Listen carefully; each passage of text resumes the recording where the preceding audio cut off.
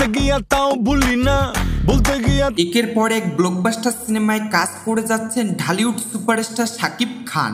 এবার once upon A time in Dhaka সিনেমার প্রধান চরিত্রে অভিনয়ের জন্য এরই মধ্যে চুক্তিবদ্ধ হয়েছেন এই মেগাস্টার। আর এ সিনেমায় প্রধান নারী চরিত্রে অভিনয় করতে পারেন ডন খ্যাত বলিউড নায়িকা প্রিয়াঙ্কা চোপড়া। শোবিজ পাড়ায় এমন গুঞ্জনই এখন তুঙ্গে। নতুন এ সিনেমায় ঢাকার 90 দশকের কুখ্যাত আন্ডারওয়ার্ল্ড ডন কালা জাহাঙ্গীরের ভূমিকায় দেখা যাবে শাকিব খানকে, আর তারই বিপরীতে বড় চমক হিসেবে দেখা যেতে পারে প্রিয়াঙ্কাকে, যে গুঞ্জন চাঞ্চল্য ও উচ্ছ্বাস তৈরি করছে ভক্ত মহলে। সিনেমাটিতে কলকাতার অভিনেত্রী মধুমিতা সরকারকেও দেখা যেতে পারে বলে গুঞ্জন রয়েছে।